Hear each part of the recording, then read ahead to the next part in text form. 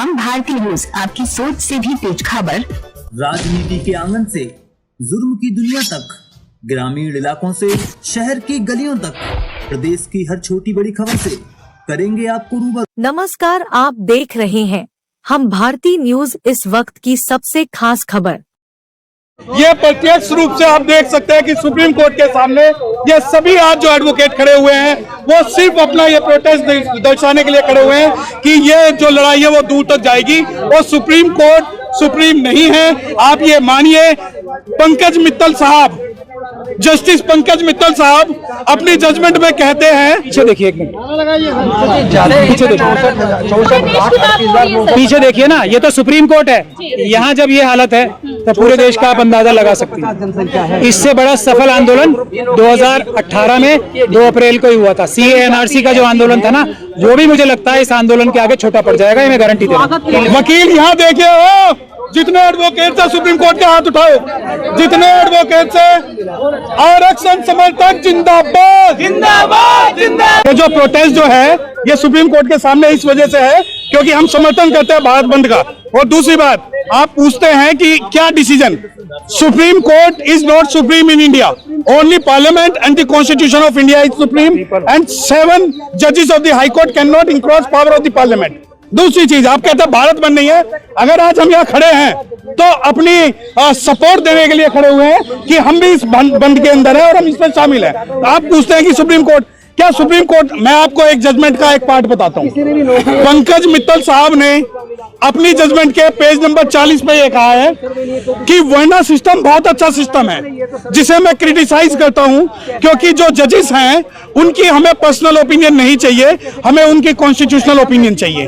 We are here to take the constitutional opinion of any जज। We don't think, अगर कोई जज ये बोलता है कि मोरनी जो है मोर के आंसुओं से गर्भवती होती है तो वो इनकम्पिटेंट है। जब solicitor general of India supreme court के अंदर ये बोलते हैं कि सरकार चाहती है सब क्लासिफिकेशन हो, तो सब क्लासिफिकेशन अगर डिसाइड होगा तो पार्लियामेंट के द्वारा डिसाइड होगा, ना कि जजेस के द्वारा डिसाइड होगा। कॉन्स्टिट्यूट असेंबली की हमें इंटेंशन और डिबेट्स पढ़नी पड़ेंगी। और जो ये जजमेंट है सुप्रीम कोर्ट का, सुप्रीम कोर्ट को ये जजमेंट वापस लेना होगा क्योंकि ये अनकॉन्स्टिट्यूशनल एक जजमेंट है जो कि जबरदस्ती शेड्यूल कास्ट लिस्ट को डिस्ट्रॉय कर रहा है। और जो शेड्यूल कास्ट लिस्ट है उसमें प्रेसिडेंट भी अमेंड नहीं कर सकते, तो ये पावर स्टेट को देकर सुप्रीम कोर्ट ने एक गलती की। आंदोलन बुलाया था, योजना बनाई, क्या कहेंगे? देखिए, ये आंदोलन के अंदर बहुत सारे लोग हैं, मिशन जय भीम से भी लोग हैं और जन आंदोलन है। और आज आप ये मानिए कि 2 अप्रैल 2018 के बाद में अगर सबसे बड़ा आंदोलन कोई है तो वो आज 21 अगस्त 2024 का आंदोलन है, जब कश्मीर से कन्याकुमारी और कच्छ से कोहिमा तक आरक्षण समर्थक जो है सड़कों पर हैं। और ये कोई आरक्षण कोई भीख नहीं है, आरक्षण हमारा अधिकार है जिसे हम कॉन्स्टिट्यूशनली और पीसफुली लेकर रहेंगे। क्यों असफल हो गया? क्या आप ये सोचते हो कि आंदोलन का मतलब आगजनी होता है? आप ये सोचते हो कि आंदोलन का मतलब हिंसा होता है? आज यहाँ सैकड़ों सुप्रीम कोर्ट के जो एडवोकेट हैं वो खड़े हुए हैं, आप इसको असफल कैसे डिक्लेयर कर सकते हैं? आप ये सोचते हैं कि 2 अप्रैल 2018 में जैसे 13 शेड्यूल कास्ट के युवा शहीद हुए, हम लोग भी गोलियां खाएं? आज बाबा साहब के बच्चे जो हैं वो संविधान को मानने वाले हैं, कॉन्स्टिट्यूशनली हम जो है प्रोटेस्ट कर रहे हैं और हम जो ये प्रोटेस्ट है वो पीसफुल और कॉन्स्टिट्यूशनली ही करेंगे। अब आगे आप लोगों की क्या स्ट्रैटेजी रहेगी? सीधी स्ट्रैटेजी है। सबसे पहले तो जितना बैकलॉग है उसको दिया जाए। कई करोड़ नौकरियां, मुझे ही लगता समाज का कोई भी व्यक्ति, कोई भी घर ऐसा बचेगा कि अगर ये चोरी की नौकरियां वापस लेने का आंदोलन हमारा सफल होगा तो एक भी घर ऐसा नहीं बचेगा जिसको नौकरी ना हो और अच्छी नौकरी ना हो, क्योंकि अच्छी नौकरियां करोड़ों में हैं। पहला काम है हमारा बैकलॉग के लिए संघर्ष करना।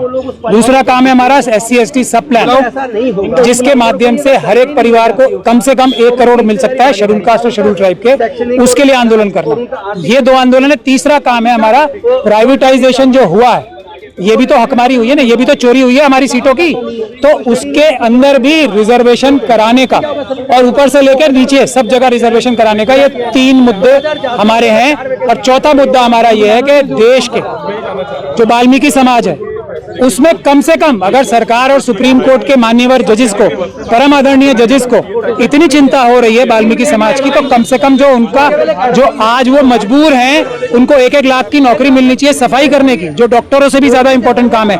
उनकी नौकरियां तो पक्की कर दें, ठेकेदारी प्रथा को समाप्त कर दें, जो कि अपने आप में एक गैर कानूनी काम है।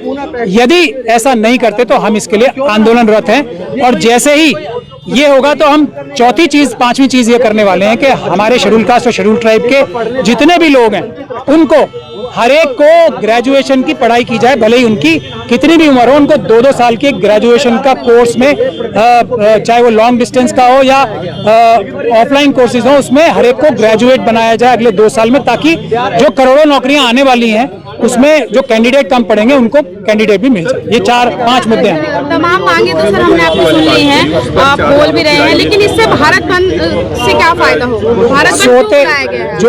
जो सोने का नाटक कर रहे हैं ना सब, जानबूझ के जिन्होंने ये चोरी डकैतियां की हैं, उनको ये बताने के लिए कि जो तो तुम आंख मूंद के बैठे हो और ये जो कान में रुई डाल के बैठे हो, ये हमें पता है तुमने जानबूझ के डाली है। आंखें खोलो, कान खोलो, जनता आ रही है, मजबूर मत करो हमें कि हम तुम लोगों को अपने पदों से हटाएं और ईमानदार और शरीफ लोगों को लाएं एक पीसफुल प्रोटेस्ट के जरिए से। ये साफ साफ बात है, देश में ना प्रधानमंत्री ऊपर है, देश की जनता ऊपर है, ना सुप्रीम कोर्ट के चीफ जस्टिस देश की जनता से ऊपर है। हमें मजबूर ना करें इस प्रकार की जजमेंट्स, इस प्रकार के फैसले देके कि हम आपको पीसफुल तरीके से अपने पदों से हटाएं और ईमानदार लोगों को लाएं। हम नहीं चाहते। सर, इसका क्या लगता है, इसका क्या मकसद होगा कि SC ST OBC अब बट जाएंगे आने वाले दिनों में? अगर मर गए बांटने वाले, हम लोग पागल हैं, मर गए बांटने वाले। जो लोगों को कुछ समय के लिए, हमारे कुछ लोगों को जो बहकाया गया है ना, वो कब पता लग जाएगा? अभी 1 महीने में पता लग जाएगा, 2 महीने में लग जाएगा, 3 महीने में लग जाएगा, उन्हें 6 महीने में लग जाएगा ना।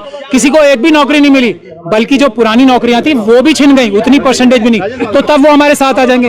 वो हमारे भाई हैं, उनके प्रति हमारा ज्यादा जिम्मेदारी है। हम उनके लिए लड़ेंगे भी और उनके लिए अपनी जान भी दे देंगे। वो हमारे भाई। प्रधानमंत्री ने तो कहा है कि ये क्रीमी लेयर जैसा कुछ ऐसा नहीं होने वाला।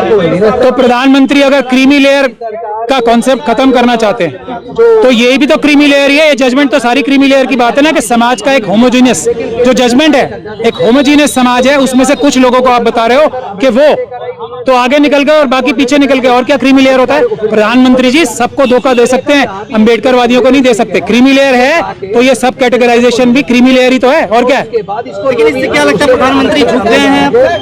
प्रधानमंत्री झूठे हैं? नहीं, वो तो है ही झूठे। नहीं, झूठे तो है। अच्छा, प्रधानमंत्री जी आपने, मैंने सही सुना है या गलत? पहले ये बताइए, आपने झूठे बोला था? अच्छा, झूठा आदमी झुक भी जाता है कई बार। हर बार जो झूठा आदमी होता है ऐसा नहीं कि तना ही रहेगा।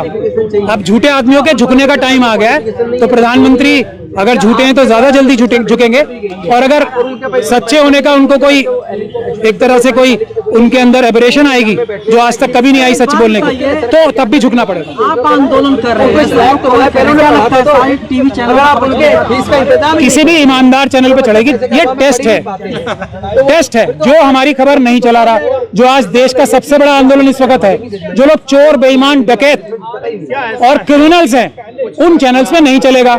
और आखिरी खबर जिस अखबार में आएगी वो भी चोर, बेईमान और क्रिमिनल है। जिसके ऊपर ये सबसे बड़ी खबर नहीं आती हमारी, वो क्रिमिनल हैं, वो चोर हैं, वो बेईमान हैं, वो भारत के दुश्मन है, चाइना और पाकिस्तान के एजेंट है। और कोई टेस्ट चाहिए? ये तो आप पीछे देखिए, एक मिनट पीछे देखिए, पीछे देखिए ना, ये तो सुप्रीम कोर्ट है। यहाँ जब ये हालत है तो पूरे देश का आप अंदाजा लगा सकते हैं। इससे बड़ा सफल आंदोलन 2018 में 2 अप्रैल को ही हुआ था। CAA NRC का जो आंदोलन था ना, वो भी मुझे लगता है इस आंदोलन के आगे छोटा पड़ जाएगा, ये मैं गारंटी दे रहा हूं। आप ये तो बताइए, इसके ये मुझे लगता है शायद जजेस को अरेस्ट करने तो नहीं है, ऐसा भी हो सकता है, पता नहीं। ये तो इनसे पूछो आप किस लिए खड़े हैं यहाँ पे। हम तो पीसफुल लोग हैं। ऐसा भी तो हो सकता है कि शायद सुप्रीम कोर्ट में किसी को अरेस्ट करने आया हो। ये तो इनसे पूछो आप, हमें क्या पता। अगर हम संविधान की रक्षा करते हुए अरेस्ट होते हैं, जेल जाते हैं, गोली खाते हैं, इससे बड़ा सर्टिफिकेट क्या होगा कि हम भी भगत सिंह के मानने वाले हैं, बाबा साहब के मानने वाले हैं। ये तो हमारा सबसे बड़ा सर्टिफिकेट। आगे क्या करेंगे आप? आंदोलन, आंदोलन और आंदोलन। बिल्कुल 4-5 मुद्दे बताए ना, वो लिए जाएंगे। इन्होंने हमारा टेम्परेचर चेक किया है, अब हम इनका टेम्परेचर चेक करेंगे। अभी तो लियांगड़ाई है, आगे और लड़ाई है। ये आज जो सिंबॉलिक प्रोटेस्ट सुप्रीम कोर्ट के सामने हुआ है, यकीन मानिए कि जैसे पूरा भारत के अंदर अभी प्रोटेस्ट चल रहा है, इससे बड़ा प्रोटेस्ट जो है लीगल फ्रेटर्निटी और जो अम्बेडकर लोग हैं वो पूरे भारत के अंदर करेंगे। तो सारे वकील इसमें शामिल हैं या बट गए हैं वकील? वकील यहाँ देखिए हो, जितने एडवोकेट से सुप्रीम कोर्ट के हाथ उठाओ, जितने एडवोकेट से आरक्षण समर्थक जिंदाबाद जिंदाबाद जिंदाबाद, आरक्षण समर्थक जिंदाबाद जिंदाबाद जिंदाबाद, वकील एकता जिंदाबाद जिंदाबाद जिंदाबाद, वकील एकता जिंदाबाद जिंदाबाद जिंदाबाद। एक लॉ की टर्म है रिसिप्शन लिक्विटर, यानी प्रत्यक्ष को प्रमाण की जरूरत नहीं होती। ये प्रत्यक्ष रूप से आप देख सकते हैं कि सुप्रीम कोर्ट के सामने ये सभी आज जो एडवोकेट खड़े हुए हैं वो सिर्फ अपना ये प्रोटेस्ट दर्शाने के लिए खड़े हुए हैं कि ये जो लड़ाई है वो दूर तक जाएगी और सुप्रीम कोर्ट सुप्रीम नहीं है। आप ये मानिए, पंकज मित्तल साहब, जस्टिस पंकज मित्तल साहब अपनी जजमेंट में कहते हैं कि हमें रामचरितमानस और गीता से वर्णा सिस्टम लेना चाहिए, जिसका मैं कंडेम करता हूं, क्योंकि हम जो है इंडिविजुअली किसी का ओपिनियन नहीं मांग रहे हैं। तो ये जो प्रोटेस्ट है वो पूरे भारत में होगा। अभी ये सिंबॉलिक प्रोटेस्ट है और जितने एडवोकेट्स यहाँ खड़े हुए हैं सभी जो है रिजर्वेशन के समर्थन में।